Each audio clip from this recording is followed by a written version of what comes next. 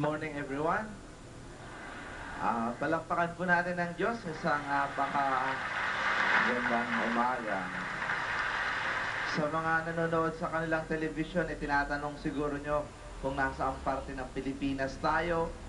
Kami po ay nasa tapat ng Manila Zoo. Pero hindi po mga zoo ang nandito. Mga magagandang tao. Thank you to Father Benji, Our Lady of the Assumption Parish.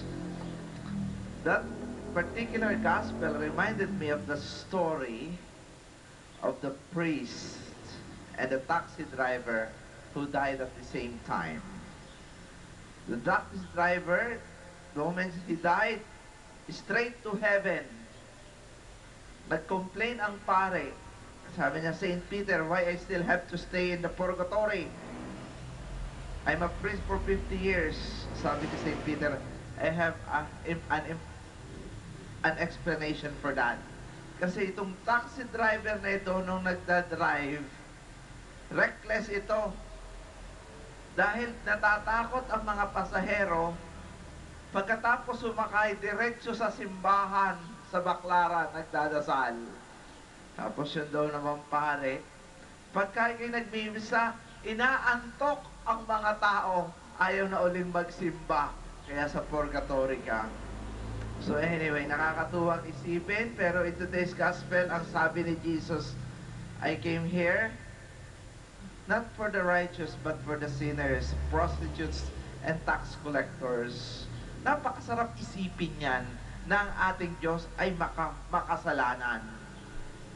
Kaya bawal sa simbahan ang hindi makasalanan. Kaya minsan, hindi ko na rin itinataka, hindi na rin ako nagtataka.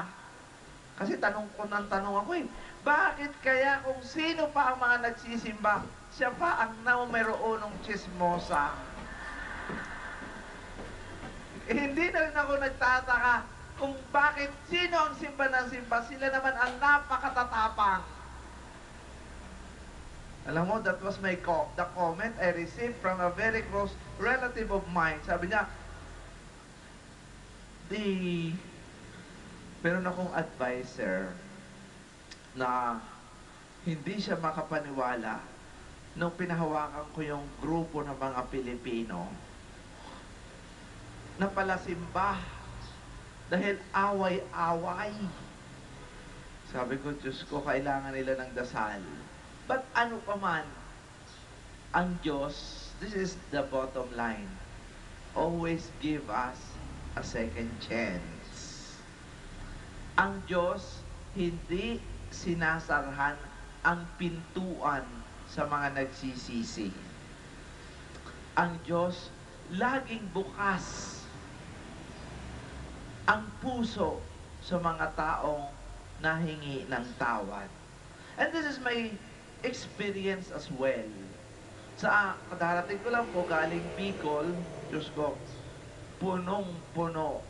Ako nanenervyos nang bumalik ng Bicol dahil tuwi po akong magmimisa doon. Sabi ko baka hindi na ako makabalik sa dami ng nagsisimba.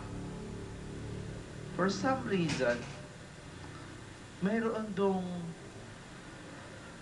di na makarinig for 5 years. Yung isa, hindi makalakad for 7 years. Yung isa naman, na babae may bukol, na wala, lahat gumaling instantly. Ang isang napansin ko dyan ay ito, ang Panginoon, pag nagpagaling, hindi tinatanong kung ano ang kasalanan ginawa. Wala palang, ang kasalanan pala, hindi ibinabaon sa isip ng Diyos. Tayo lang palang mga tao ang mahilig magtanim ng kasalanan. Kasalanan natin at kasalanan ng iba. Yung bang tuwang-tuwa tayong ikip ito? Hindi nyo ba minsan napapansin, yung kasalanan ng inyong asawa, 50 taon na, yun pa rin ang pinag-aawayan nyo ngayon? Yung kasalanan ng inyong biyanan, kung paano kayo hindi tinanggap nung una kayo nagkita, hanggang ngayon, nakasaksak pa rin sa isip. Sa Panginoon, ang kasalanan, hindi niya nakikita at inaalala. Sa Panginoon, ang mahalaga ay ngayon. Sa Panginoon, ang mahalaga ay ang sandaling kasama ka at nakikipag-ulayaw sa Kanya. Dito mo makikita ang sarap ng buhay. Kaya po mga kapatid, minsan ang ating buhay, hindi natin totoong mapasalamatan ang ating buhay. Talagang hindi natin lubusang nararamdaman ang tuwa at galak at saya at biyaya ng sandaling ito.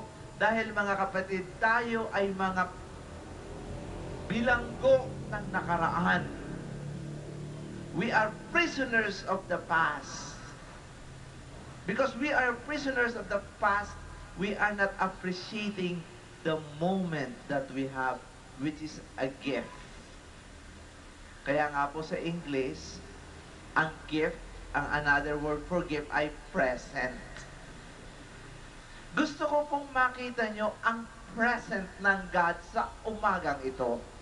Walang ibibigay kung hindi si Jesus na tatanggal ng inyong hepatitis, ng inyong arthritis, ng inyong sinusitis, ng inyong laryngitis, ng kung ano-ano pang tis.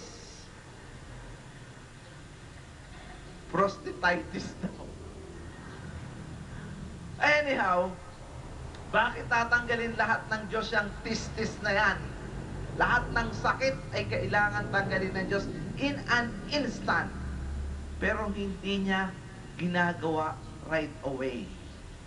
Kasi may gustong ituro sa atin ang Diyos. Ang gusto niyang ituro yung pamamaraan natin na hindi niya pamamaraan. Kaya nga sa Bible, it says, and it's very clear, God's ways are not man's ways. Ang pamamaraan ng Diyos ay hindi pamamaraan ng tao.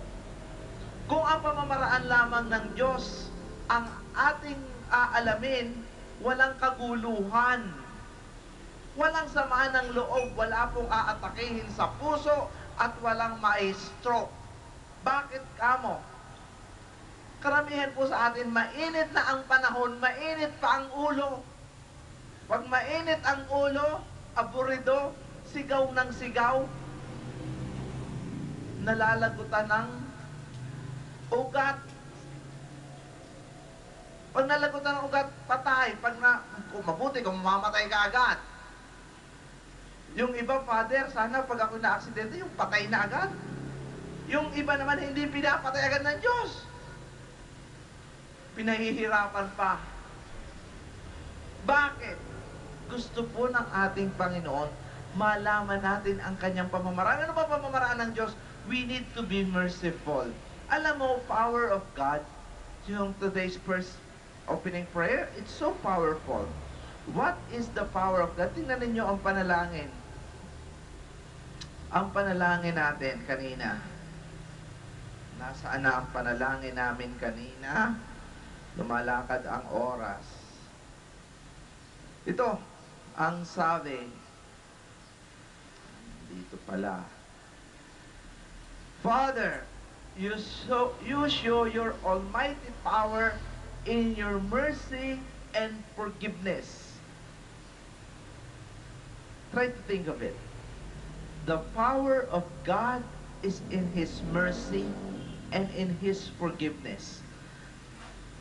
Put it in layman's term. Ang tao palang mapagpatawad at maawain ay makapangyarihan. Hindi yan ang pamamaraan ng tao. Kung ang pamamaraan ng Diyos ang ating gagawin, tayo ay magiging maawain at makakapagpatawad katulad ng pagpapatawad ng Diyos, yun pala ay kapangyarihan na rin. I want you to think of that. There is so much power in being merciful and forgiving.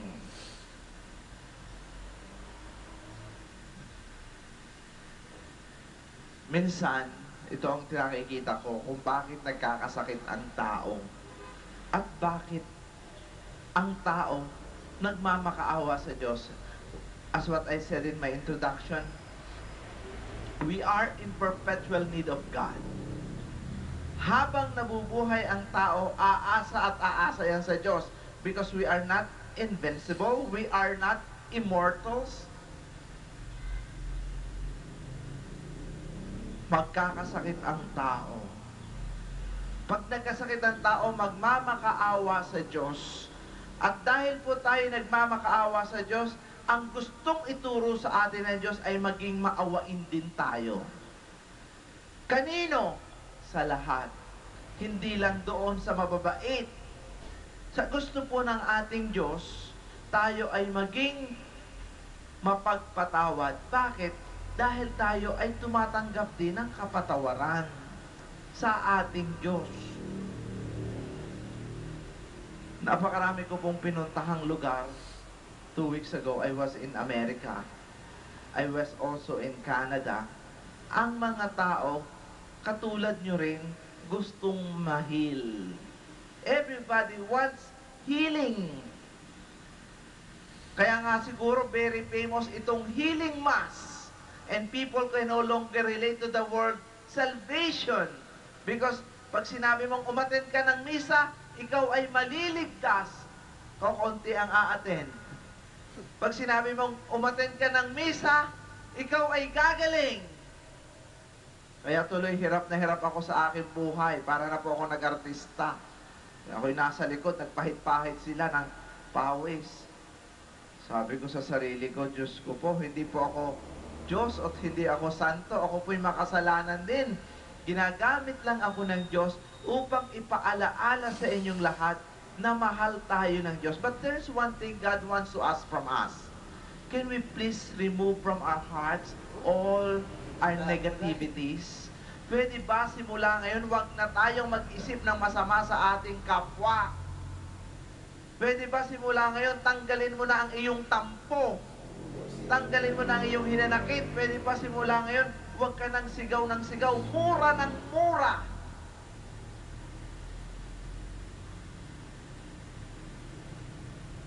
Huwag ka ng chismosa. Yan.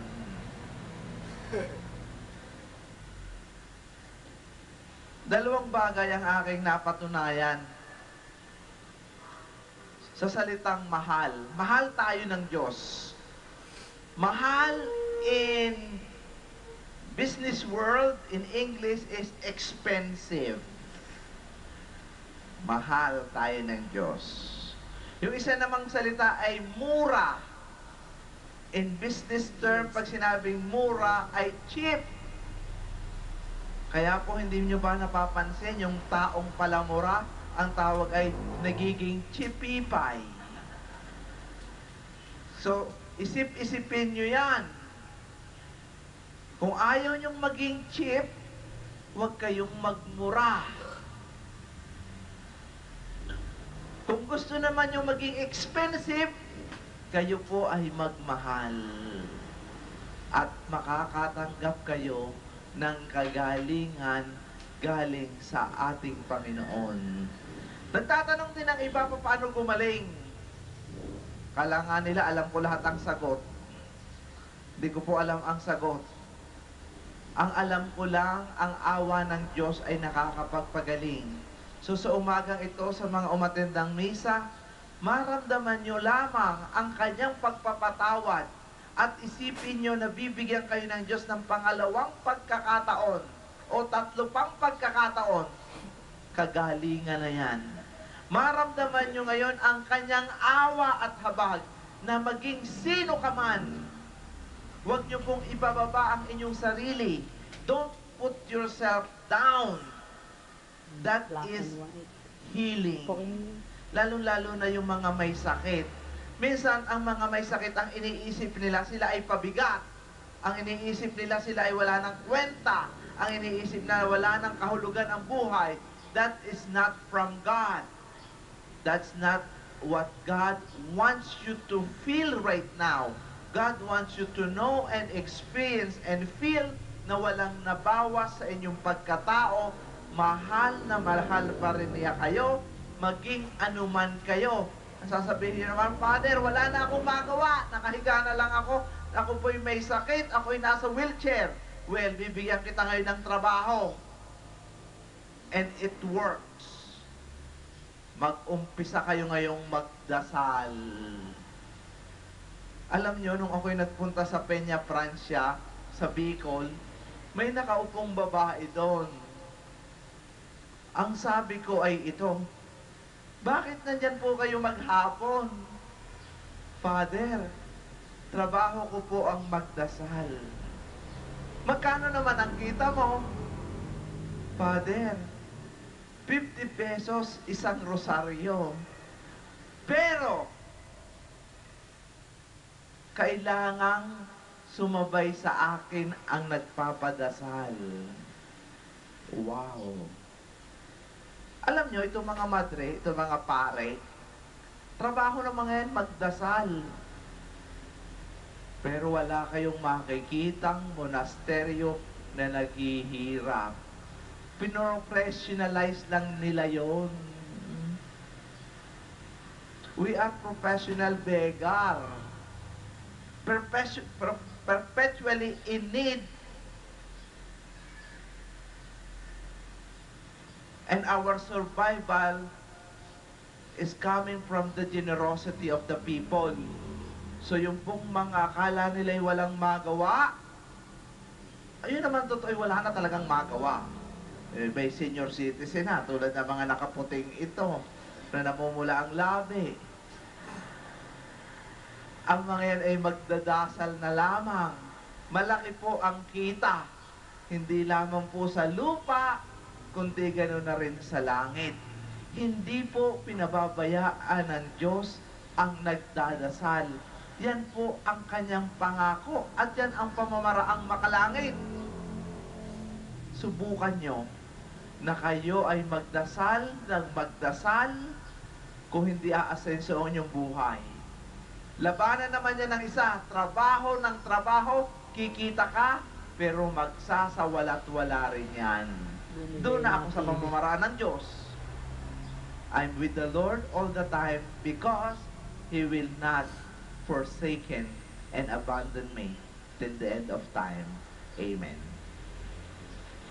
Please stand and let us profess our faith. I believe in God, the Father Almighty, creator of heaven and earth. I believe in Jesus Christ, His only Son, our Lord. He was conceived by the power of the Holy Spirit and born of the Virgin Mary. He suffered under Pontius Pilate, was crucified, died, and was buried. He descended to the dead. On the third day He rose again. He ascended into heaven and is seated at the right hand of the Father. He will come again to judge the living and the dead. I believe in the Holy Spirit, the Holy Catholic Church, the communion of saints, the forgiveness of sins, the resurrection of the body, and the life everlasting. Amen.